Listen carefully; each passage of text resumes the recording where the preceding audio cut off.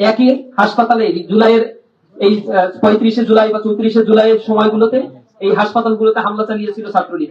সেই একই স্টাইলে ছাত্রদল এই হামলাগুলো চালিয়েছে আজকে। হাসপাতালের এমার্জেন্সি রুমগুলোতে ঢুকেছে, সাধারণ রোগীদের উপরে তারা হামলা করেছে।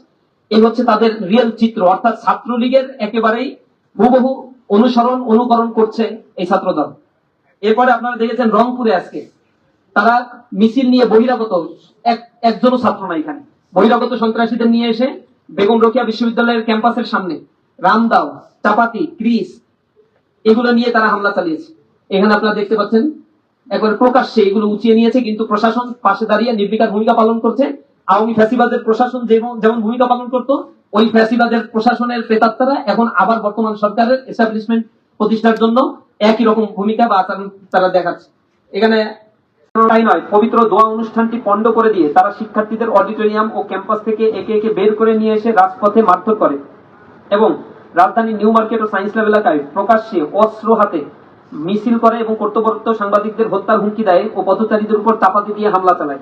অন্যদিকে ঢাকা আলিয়া মাদ্রাসায় আর বহিরাগত সন্ত্রাসীদের নিয়ে হলে অবস্থানরত ছাত্রদের উপর ছাত্রদলের সন্ত্রাসীরা হামলা চালায়। রুম থেকে জোরপূর্বক ছাত্রদের বের করে দিয়ে হলে তালা মেরে দেয়। পুলিশের সামনেই প্রকাশ্য অস্ত্র নিয়ে এবং হেলমেট পরে রাজধানীর শীর্ষ চাঁদাবাজ যুবদল নেতা নয়ন এবং ঢাবি ছাত্রদলের নেতৃত্বে সশস্ত্র সন্ত্রাসীরা আলিয়া মাদ্রাসায় এই বর্বরোচিত হামলা তারা চালায়। পেশাদার ডাকাতদের নিয়ে শিবিরের উপর এই হামলার সময় সন্ত্রাসীদের হাত থেকে রেহাই পায়নি খোদ মাদ্রাসার সম্মানিত অধ্যক্ষ মহোদয়, তিনি হামলাকারীদের আঘাতে রক্তাক্ত হয়েছেন। ঠিক একই হিংস্রতার চিত্র আমরা দেখতে পেয়েছি বেগম রোকেয়া বিশ্ববিদ্যালয়ে গত 3রা আগস্ট গতকাল।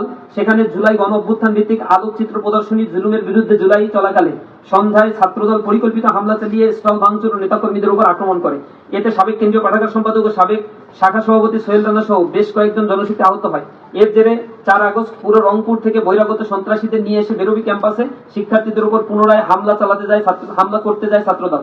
এ সময় তাদের এই জঙ্গিপনের ভিডিও ফুটেজ নিতে গেলে পেশাগত দায়িত্ব পালনরত সাংবাদিকদের উপরে তারা চরমভাবে চড়াও হয়, তাদেরকে আক্রমণ করে, কিছু কিছু সাংবাদিক আহত হয়। উপস্থিত সাংবাদিক ভাইরা বিগত কিছুদিন ধরে দেশের শিক্ষালয়গুলোতে এক সুসংগঠিত উপায়ে ছাত্র সংসদের নির্বাচিত প্রতিনিধিদের উপর সম্পূর্ণ বিনা উস্কানিতে একের পরে সমন্বিত হামলা চালানো হচ্ছে। সম্পূর্ণ প্রমাণিক ও ভিত্তিহীন গুজবকে হাতিয়ার বানিয়ে খোদ থানার ভিতর ডাকসু নেতাদের উপর বর্বরোচিত হামলার মাধ্যমে এই নোংরা রাজনীতি ধারাবাহিকতা শুরু হয়েছিল। এরই ধারাবাহিকতায় ঢাকা বিশ্ববিদ্যালয়ে ডক্টর মোহাম্মদ শহীদুল্লাহ হলের পর আজকে যক্ষু নেতৃবৃন্দের উপর এই ন্যাক্কারজনক হামলা চালানো হলো। এই ধারাবাহিক হামলার পেছনে সরকারের উচ্চ মহল থেকে প্রত্যক্ষ উস্কানি দেওয়া হচ্ছে বলে আমরা স্পষ্ট মনে করি।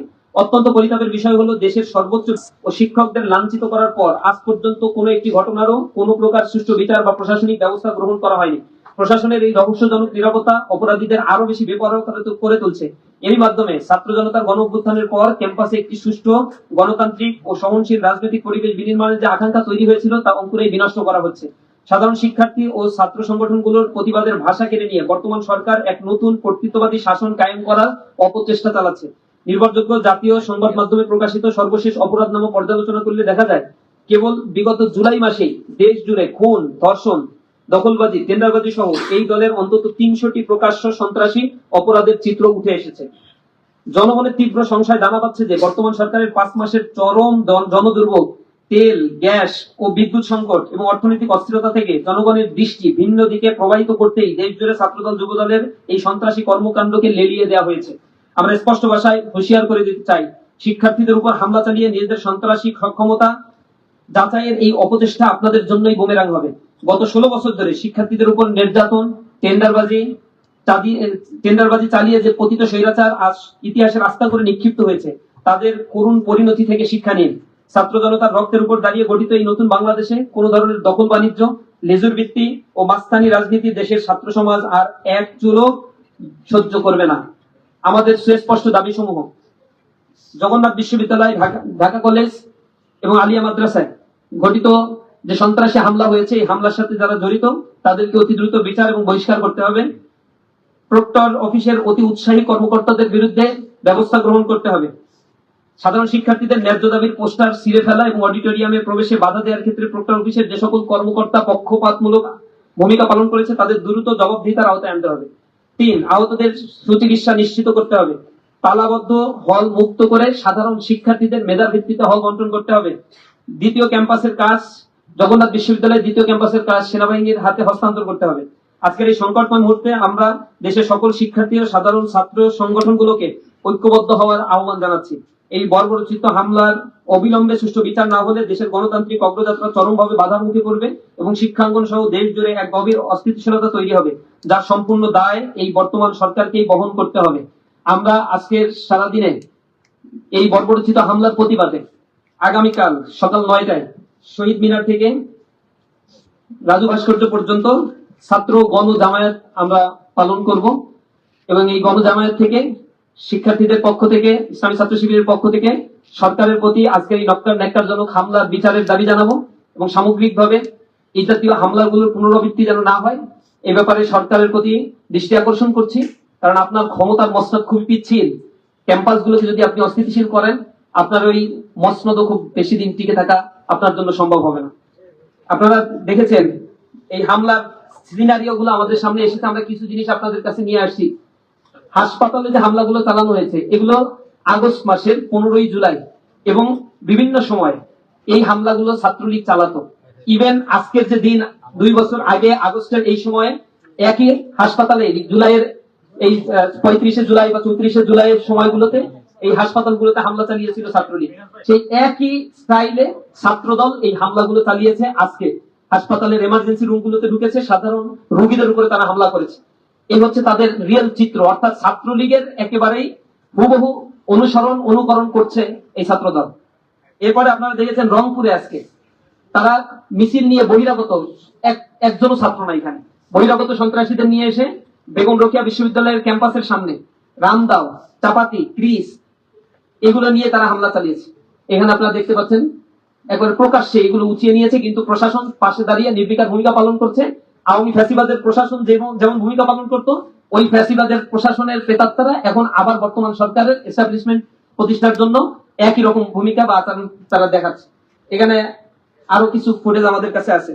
জগন্নাথ বিশ্ববিদ্যালয়ে আজকে যারা হামলা করেছে, এখানে আমরা দেখাচ্ছি যে ছাত্র দলের আহ্বায়ক, তার পাশে ছাত্র দলের এগুলো 15 বছর বিশ্ববিদ্যালয়ে এই হত্যাকাণ্ডের যারা মূল আসামি তাদের মধ্যে একজন হচ্ছে শেখ রমজান আলী রকি। আজকে এই হেলমেট বাহিনীর জেরাক্স কপি হচ্ছে নয়ন, চাঁদাবাজের একেবারে মাফিয়া চাঁদাবাজ ঢাকা। এই মাফিয়া চাঁদাবাজ নিয়ে আসছে এই হত্যাকারীকে। রকি হচ্ছে এই তোফাজুল হত্যাকাণ্ডের আসামি, কিন্তু তাকে নিয়ে এখনো পর্যন্ত এই চাঁদাবাজরা এই সন্ত্রাসদেরকে, এই খুনিদেরকে পুনর্বাসন করার জন্য সরকারের একেবারে প্রচ্ছন্ন মদদের প্রশাসনের নাকের ডগায় এই ভূমিকাগুলো তারা পালন করছে। অর্থাৎ বাংলাদেশে এই খুনের রাজত্ব কারা কায়েম করছে? যে হাজারের উপরে খুন হয়েছে বিগত 5 মাসে, সেই হাজারের উপরে খুনের নেতৃত্ব কাদের মাধ্যমে দেয়া গিয়েছে এগুলো তার স্পষ্ট প্রমাণ। হাসপাতালে ঢুকে ছাত্রদলের হামলার আরো কিছু চিত্র আপনারা দেখতে পাচ্ছেন। একেবারে রোগী সামনে যাকে পাচ্ছে তাকেই হামলা করছে। হাসপাতালের ভিতরে অস্ত্র সহ তারা হাসপাতালে প্রবেশ করছে এবং এগুলো দিয়ে এলোপাথারি মারছে রোগীদের উপরে, সেখানে রোগীর স্বজনদের উপরে। সায়েন্স ল্যাবে আজকে ঢাকা কলেজে কোনো ধরনের উস্কানি ছাড়াই সেখানে পথচারীদের উপর হামলা করেছে, চাপাতি দিয়ে গুরুতর আহত করেছে কয়েকজনকে। আমরা জানতে পেরেছি প্রায় 5 জন হাসপাতালে ভর্তি রয়েছে। একজন মুরব্বীর চেহারা আপনারা দেখতে পাচ্ছেন। এগুলো কোনো ছাত্র সংগঠনের নেতা কর্মী না, এখানে আজকে যারা হামলার সাথে জড়িত ছিল টোটাল হচ্ছে টোকাইদেরকে ভাড়া করে নিয়ে আসা হয়েছে এবং অর্থ দিয়ে তাদেরকে কিনে নিয়ে আসা হয়েছে। এখানে ছাত্র দলের হামলা শিকার হয়েছে জগন্নাথ বিশ্ববিদ্যালয় কোর্টের পাশের আইনজীবী। তিনি সেখানে হয়তো হাসপাতালে গিয়েছিলেন এবং হাসপাতালে চিকিৎসার জন্য বা তার রোগী ছিল, তার উপরে হামলা করে তাকে রক্তাক্ত করা হয়েছে। এখানে আপনারা দেখতে পাচ্ছেন জকসুবিপি রিয়াজুলের উপর সরাসরি ছাত্র দলের সভাপতি, মেয়াদ উত্তীর্ণ এবং বয়স উত্তীর্ণ সভাপতি, তার নেতৃত্বে এই হামলাটা হয়েছে। ঢাকা আলিয়া মাদ্রাসায় সর্বজন স্বীকৃত অধ্যক্ষ, একজন শ্রদ্ধেয় শিক্ষক, একজন আলেমের উপরে তারা সশস্ত্র হামলা করেছে, তিনি এখনো হাসপাতালে ভর্তি অবস্থায় আছেন। ঢাকা আলিয়া মাদ্রাসায় হেলমেট পরা অবস্থায় এখানে তারা শোডাউন দিয়েছে আর বলছে যে আপনারা কি করেন, পুলিশকে শাসাচ্ছে, গুলি করেন না কেন? এই হচ্ছে তার চরিত্র নয়নের। ঢাকা আলিয়া মাদ্রাসায় এই নয়নের নেতৃত্বে যাদের উপর হামলা করা হয়েছে তাদের ছবি আপনারা দেখতে পাচ্ছেন। ঢাকা কলেজের সামনে অস্ত্র সহ একবারে কাপড়ে মোড়ানো অস্ত্র হাতে সাংবাদিক যখন ছবি তুলছে তার দিকে আঙ্গুল তুলে দেখাচ্ছে হামলা করবে বা শাসাচ্ছে তাকে। অস্ত্র নিয়ে আসছে, গোলা বারুদ, তাও আবার এই অস্ত্র দিয়ে সাধারণ শিক্ষার্থীদের উপরে এই বহিরাগতরা হামলা করেছে। এবং জুলাই শহীদদের জন্য দোয়া অনুষ্ঠান ঢাকা কলেজের এই দোয়া অনুষ্ঠানের সেখানে তারা অস্ত্র শস্ত্র সহ আক্রমণ করার জন্য উপস্থিত হয়েছে। এভাবে সোশ্যাল মিডিয়ায় ছড়িয়ে পড়া অসংখ্য ছবি আছে যেখানে সাংবাদিকদের উপরে আক্রমণ করা হয়েছে, সাংবাদিকরা সেখানে রক্তাক্ত হয়েছে, শিক্ষকদের লাঞ্ছিত করা হয়েছে। এটা আর কোনো ছাত্র সংগঠনের পজিশনে আর ছাত্রদল নাই। এটা কেন্দ্র কমিটি থেকে এখন রুরাল লেভেল পর্যন্ত প্রতিটা বিশ্ববিদ্যালয়ে তাদের কমিটির মেয়াদ এবং ছাত্রত্ব অন্তত 10-15 বছর আগে শেষ হয়ে গিয়েছে। এই অছাত্ররা কোন ইন্টেনশন নিয়ে এই ক্যাম্পাসগুলোতে আছে? জগন্নাথ বিশ্ববিদ্যালয়ে আপনারা খেয়াল করবেন, সেখানে ছাত্র দলের আজকের ঘটনার মূল কারণটা হচ্ছে ছাত্ররা প্রথমে ইনকলাব মঞ্চের ব্যানারে সেখানে গিয়ে ইউজিসির চেয়ারম্যান উপস্থিত হয়েছে, তার কাছে তারা স্মারকলিপি দেবে, দাবি করবে যে ঠিকাদার প্রতিষ্ঠানের উপরে কাছে এই প্রতিষ্ঠানের হল নির্মাণের দায়িত্ব দেওয়া যাবে না। প্রায় 10,000 কোটি টাকার একটা প্রজেক্ট, এই প্রজেক্টটা দিতে হবে সেনাবাহিনীর হাতে যাতে খুব দ্রুত এই হল নির্মাণ হয়। এর আগেও 15,000 কোটি টাকা এখানে দেওয়া হয়েছিল, 1500 কোটি টাকা সম্ভবত, বা 15,000 কোটি টাকা সামথিং এমন দেওয়া হয়েছিল, 1500 কোটি টাকা। সেটা তৎকালীন সময়ে যারা যে ভিসি ছিল, আওয়ামী লীগের যুবলীগের ভিসি ছিল, সেই ভিসি সেটা পুরো টাকাটাই মেরে খেয়ে ফেলছে। এখন আবার এই টাকাটা বরাদ্দ দেওয়ার কথা, সেই টাকাটাও যাতে ঠিকাদারি প্রতিষ্ঠানের কাছে দেয়, এই ঠিকাদারি গ্রহণ করবে ছাত্র দলের নেতা কর্মীরা বা ওই এলাকার যারা বিএনপি নেতা কর্মীরা আছে, সেখানে অনেক ভাগ বাটোয়ারার ব্যাপার আছে। আমাদের স্পষ্ট কথা হচ্ছে স্টুডেন্টদেরকে স্বার্থকে প্রায়োরিটি দিতে হবে, এখানে দ্রুত হল নির্মাণ করতে হবে। অত্যন্ত ভোগান্তির মধ্য দিয়ে জগন্নাথ বিশ্ববিদ্যালয়ের শিক্ষার্থীরা পড়াশোনা করে, একটা ন্যূনতম হল জগন্নাথ বিশ্ববিদ্যালয়ের ছাত্রদের জন্য নাই। তা অত্যন্ত লজ্জাজনক, এই বিশ্ববিদ্যালয়ের জন্য যেমন লজ্জাজনক, তেমনি একইভাবে প্রশাসনের জন্য, শিক্ষা মন্ত্রণালয়ের জন্য, ইউজিসির জন্য লজ্জাজনক। এই জায়গা থেকে যখন বরাদ্দ দেওয়া হচ্ছে, শিক্ষার্থীরা সেভারাল টাইম আন্দোলন করে যে টাকাটা স্যাংশন করেছে, সেই টাকাটা এখন ঠিকাদারি প্রতিষ্ঠানের মাধ্যমে ছাত্রদল যুবদলের ভাগ বাটোয়ারার বস্তুতে পরিণত কেন করা হইল না? এই জন্য কোনো উস্কানি ছাড়াই আজকে আমাদের নেতাকর্মীদের উপরে, যশোর নেতাকর্মীদের উপরে হামলা করা হয়েছে। সুতরাং আমরা এখানে বলতে চাই, তাদের যে চরিত্র এখন দেখা দিয়েছে, এটা কোনো ছাত্র বান্ধব কোনো চরিত্র না। সকল ক্যাম্পাসে তারা ছাত্রদের তারা ধিকৃত হয়েছে, এর কারণে আজকে তারা সন্ত্রাসের রাস্তায় তারা বাছাই করে নিয়েছে। আমরা সরকারের দৃষ্টি আকর্ষণ করি, প্রধানমন্ত্রীর দৃষ্টি আকর্ষণ করি, আপনার পতনের জন্য এই যুবদল ছাত্রদলই কিন্তু যথেষ্ট হবে। তাদের লাগাম ধরেন, যদি এখন লাগাম ধরতে না পারেন তাহলে সময়ের অপেক্ষা করেন। আপনাদের সকলকে আজকে এই সংবাদ সম্মেলনে আসার জন্য আন্তরিকভাবে ধন্যবাদ জানিয়ে আমার কথা শেষ করছি। আসসালামু আলাইকুম ওয়া রাহমাতুল্লাহ।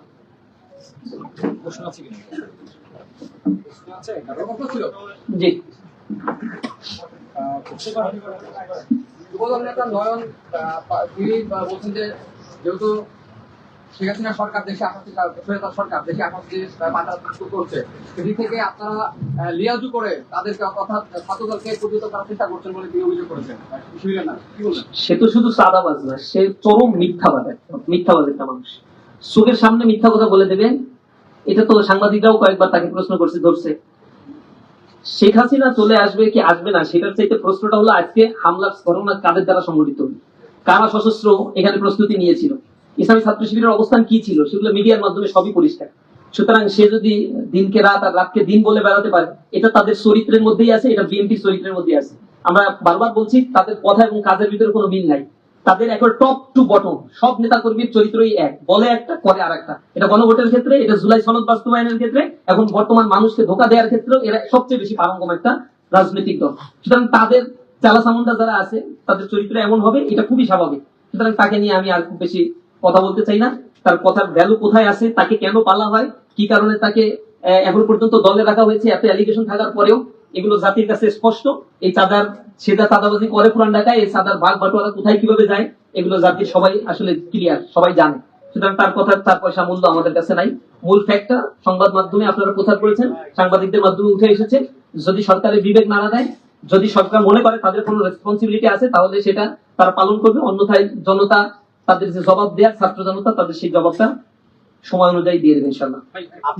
আইনি পদক্ষেপ নিয়েছেন কিনা, বা আপনাদের কতজন সদস্য আহত হয়েছে, বা আপনাদের কোনো সদস্য পুলিশের হাতে গ্রেপ্তার হয়েছে কিনা? এর সাথে একটু সম্পর্ক যুক্ত করি যে আমরা দেখছি যে এই যে সহিংসতার ঘটনা দীর্ঘদিন ধরে চলে আসছে, আপনাদের মধ্যে একটা ঐক্য ছিল ছাত্র সংগঠনগুলোর মধ্যে, হঠাৎ কি এমন হলো যেটার কারণে আসলে এই ছাত্র সংগঠনগুলোর মধ্যে ঐক্যে ফাটল ধরলো? আমরা দেখেছি যে এর আগেও ছাত্র শক্তি সহ অন্যান্য ছাত্র সংগঠনগুলো যারা রয়েছে সবার মধ্যে এক ধরনের বিভক্তি, এই জায়গাটা আসলে কেন হলো একটু যদি বলতেন।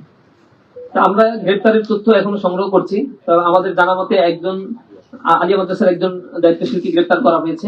পাশাপাশি মামলার ব্যাপারটা বললেন, আমরা প্রশাসনের এখন পর্যন্ত মামলা করি নাই, কারণ এর পূর্বেও মামলা করে কোনো ধরনের প্রতিকার আমরা পাই নাই, এর কোনো ব্যবস্থাও নেওয়া হয় না। আর প্রশাসনকে আমরা বারবার নক দিয়েছি, প্রশাসন আমাদেরকে সাড়া দেয়নি। ডিএমপি কমিশনার একবার ফোন ধরেছিলেন ব্যবস্থা নেওয়ার কথা বললেও আমরা দেখতে পেয়েছি নারায়ণগঞ্জ থেকে, এরপরে পুরান ঢাকা থেকে, কেরানীগঞ্জ থেকে টোকাইদেরকে নিয়ে আসা হয়েছে এবং সশস্ত্র অবস্থায় আছে। আমরা প্রশাসনকে বারবার বলেছি সেখানে পার্কের পাশে আহ, তারা বসা ছিল এবং ক্যাম্পাসের জগন্নাথ বিশ্ববিদ্যালয়ের চারদিক ঘেরাও করা ছিল। ঢাকা বিশ্ববিদ্যালয়ের সামনে সায়েন্স ল্যাবে সশস্ত্র অবস্থায় তারা মহড়া দিচ্ছিল, এরপর একের পর এক হামলা করছিল। প্রশাসন তাদের পাশে দাঁড়িয়ে আছে, অস্ত্র দেখছে তারা। ছাত্রলীগের যেভাবে সেটা দিত একই কপি এই জুলাই যেতে না যেতে আমরা আবার দেখতে পাচ্ছি, একই প্রতিচ্ছবি আজকে আমরা দেখতে পেলাম। সুতরাং আমরা মনে করছি না এই প্রশাসনের দ্বারা কোনোদিন সুবিধা সম্ভব। আর ছাত্র দলের বা যুব দলের কাউকে গ্রেপ্তার করার সক্ষমতা এই নপুংসক প্রশাসনের আছে, আমাদের কাছে এটা মনে হয় না। যেহেতু প্রশাসনের এটা দায়িত্ব, আমরা মনে করি প্রশাসন সেই বিষয়টা তদন্ত করে দেখবে এবং এই জায়গা থেকে তারা তাদের রেসপন্সিবিলিটি পালন করে কিনা এটার জন্য আমরা অপেক্ষমান আছি। ভাই 2 বছর আগেও আপনারা একসাথে আন্দোলন করেছিলেন এবং সংগ্রাম করে স্বৈরাচার সরকারের পতন ঘটেছে। হ্যাঁ। আগামীকালই সেটা এটার উত্তর তো 2 বছর আসেনি। পূর্ণ হবে। এটার উত্তর তো এই আসেনি। 2 বছরের মধ্যে আপনাদের যে ফাটল দেখা যাচ্ছে, মাঠের রাজনীতিতে যে উত্তপ্ত পরিস্থিতি আমরা দেখতে পাচ্ছি, আগামীকাল আবার কথা হচ্ছে, বলা হচ্ছে যে শেখ হাসিনা, প্রকৃত স্বৈরাচার শেখ হাসিনা সে জাতির উদ্দেশ্যে বা বিশ্ব গণমাধ্যমে একটা ভাষণ দিবেন বা কথা রাখবেন। এর আগের দিন এই সংঘাতটা আসলে কোন দিকে যাচ্ছে? ছাত্রদল পরিকল্পিত এই সংঘাত বাঁধিয়েছে এবং পরিকল্পিত ভাবে তারা এখন গ্যাসের দাম বৃদ্ধি পেয়েছে, ভোজ্য তেলের দাম বৃদ্ধি পেয়েছে, জ্বালানি তেলের দাম বৃদ্ধি পেয়েছে, বিদ্যুতের চরম দুর্ভোগ। গ্রাম অঞ্চলের মানুষ এখন তো বিদ্যুৎ পাই না, মাঝে মাঝে বিদ্যুৎ আসে। এমন পরিস্থিতিতে যখন 400 টাকা কাঁচামরিচের দাম, এই পরিস্থিতিতে জনগণের দৃষ্টি অন্যদিকে ফেরানোর জন্য এর আগেও যখন তেলের দাম বৃদ্ধি পেয়েছিল আপনারা দেখেছেন বিভিন্ন জায়গায় হামলা করা হয়েছিল, হামলা টামলা করে মিডিয়ার ফ্রেমিং গুলো অন্যদিকে নেওয়ার চেষ্টা করা হয়েছে। আমার মনে হচ্ছে একই কারণ এখানে বিদ্যমান। আর আওয়ামী লীগের সভানেত্রী বা পতিত স্বৈরাচার ফ্যাসিস্ট হাসিনা কালকে বক্তব্য দিবেন, এই কারণে আজকে পরিস্থিতি মিডিয়ার দৃষ্টি আকর্ষণ অন্যদিকে নিয়ে যাওয়ার জন্য পরিকল্পিত এই হামলা ছাত্র দলের দ্বারাই সম্ভব। কারণ ছাত্র দলের প্রত্যেকটা কমিটিতে অন্তত 50টা কমিটির তালিকা আমাদের কাছে আছে যেখানে পুরাতন ছাত্রলীগকে পুনর্বাসিত করা হয়েছে। সুতরাং তারা চায় এই জায়গাগুলোতে অন্য আলাপ আসুক এবং এই জুলাইয়ের সময় ফ্যাসিবাদের যে আলাপগুলো, এই স্বৈরাচারের আলাপগুলো, গণহত্যার বিচারের আলাপগুলো, জুলাই সনদের আলাপগুলো, গণভোটের আলাপগুলো, এইগুলো ম্লান হয়ে যায়। এই কারণেই পরিকল্পিতভাবে বিভিন্ন জায়গায় তারা হামলার চেষ্টাগুলো করেছে। আমরা মনে করছি এর দায় দায়িত্ব সম্পন্ন বিএনপি ছাত্র দলের উপরে। আর দীর্ঘ সময় ধরে আমরা লড়াই করেছিলাম তাদের সাথে, তখন তাদের খুব বেশি ছায়া আমরা দেখতে পাই নাই। বালুর ট্রাক সরানোর দিন ছাত্র দলের কেউ ছিল না, সেদিন ইসলামী ছাত্র শিবিরের দায়িত্বশীলরা রাস্তায় দাঁড়িয়ে প্রতিবাদ করেছিল এবং শাহাদাতের ঘটনা ইসলামী ছাত্র শিবিরের ঘটেছিল, অনেক ভাই আহত এবং শহীদের ঘটনা ঘটেছিল। ছাত্র দল যুব দলকে সেদিন আমরা পাই নাই। এই সন্ত্রাসীরা এরা হচ্ছে যে দলই ক্ষমতা আসুক না কেন সেই দলের ঘাড়ের উপর চেপে মততন্ত্র ক্রিয়েট করা বা ত্রাসের রাজত্ব তৈরি করাই হচ্ছে তাদের মূল দায়িত্ব। এই কাজটাই তারা করে। আমরা মনে করছি জুলাইয়ের এই বর্তমান যে সিচুয়েশন, দ্বিতীয় বর্ষপূর্তিতে যেভাবে সারা দেশব্যাপী আমরা প্রোগ্রাম করছি, এখন ইন্টেনশনালি এই প্রোগ্রামগুলোতে তারা হামলা করেছে। উচিত ছিল তাদেরও সেম লেভেলের প্রোগ্রামগুলো করা, শিক্ষার্থী বান্ধব প্রোগ্রামগুলো করা। কোনো জায়গায় তারা এগুলো না করে বরং আমাদের প্রোগ্রামগুলোতে হামলা করে তারা এটাই প্রমাণ করতে যায় যে তাদের চরিত্রটা কেমন, আর তারা এই গণ অভ্যুত্থানের বা এই বিপ্লবের পক্ষের কোনো শক্তি ছিল না, অথবা তারা থাকলেও মুখে শুধু বাতেলা পুরাতন সেই বন্দোবস্তের দিকেই তারা যেতে চায়, ক্যাম্পাসগুলোকে তারা অস্থিতিশীল করে রাখতে চায়। সুতরাং আমরা তাদের জন্য বারবার বলছি এখনো শুধরান, ছাত্ররা সময় দিচ্ছে আপনাদের। গণপ্রতিরোধের মুখে পড়লে এ থেকে পালানো আপনাদের জন্য কঠিন হবে। বেগম রোকেয়া বিশ্ববিদ্যালয়ে যুদ্ধ অপরাধের দায়ে জামাত নেতৃবৃন্দ যাদের ফাঁসি হয়েছে তাদের ছবি টাঙিয়ে জুতা নিক্ষেপ কর্মসূচি পালন করেছে তারা, এই বিষয়ে আপনাদের কোনো বক্তব্য আছে? আর ভাই সাথে একটু করবে আর কোনো বিশ্ববিদ্যালয় বা ক্যাম্পাসে এই ধরনের সংঘর্ষের আশঙ্কা করছেন কিনা আপনারা?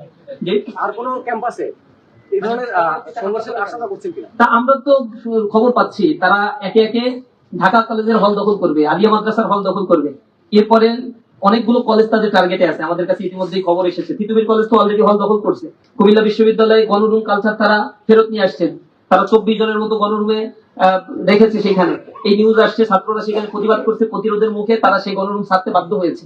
এভাবে একের পর এক প্রতিটা ক্যাম্পাসে তারা গণরুম গেস্টুন চালু করবে। তাদের কেন্দ্রীয় সভাপতি আমার মনে আছে এক সংবাদ সম্মেলনে বলেছিল আর কোনোদিন গণরুম কালচার ফেরত আসবে না, যদি আসে তাহলে কি হবে, তাহলে আমি আর রাজনীতি করবো না।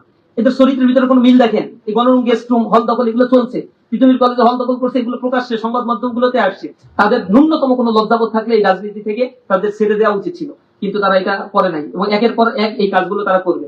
আর বেগম রোকেয়া বিশ্ববিদ্যালয়ে যে ইস্যুটা নিয়ে তারা হামলা করেছে, আমরা বলেছি ফ্যাসিবাদের আমলে যত গণহত্যা সংগঠিত হয়েছে সেই গণহত্যাগুলোর গ্রাফিতি অথবা গণহত্যার প্রতিবাদ জানিয়ে আমরা সেখানে আলোকচিত্র প্রদর্শনী করেছিলাম। সেখানে যে ক্যাঙ্গারু ট্রাইব্যুনাল আওয়ামী আমলে তৈরি করা হয়েছিল, সেই ট্রাইব্যুনালে যত্রতত্র বিচার কার্য পরিচালনা করা হয়েছিল, সেখানে নিজেদের মতো করে সাক্ষী সামন্ত নিয়ে আসা হয়েছিল। এভাবে করে একটা জুডিশিয়াল কিলিং করে আল্লামা দেলাওয়ার হোসেন সাঈদী সেখানে সাজা প্রাপ্ত হয়েছিল, সাকা চৌধুরীকে সাজা দেওয়া হয়েছিল, মাওলানা মতিউর রহমান নিজামীকে সাজা দেওয়া হয়েছিল, আলী হাসান মোহাম্মদ মুজাহিদকে সাজা দেওয়া হয়েছিল। এই মানুষগুলো বিএনপির সাথে দীর্ঘ সময় ধরে রাজনীতি করছে এবং বর্তমান প্রধানমন্ত্রী তারেক জিয়া লন্ডনে থাকা অবস্থায় বলেছিলেন এনারা রাজাকার ছিলেন না, স্পষ্ট বক্তব্য তাদের।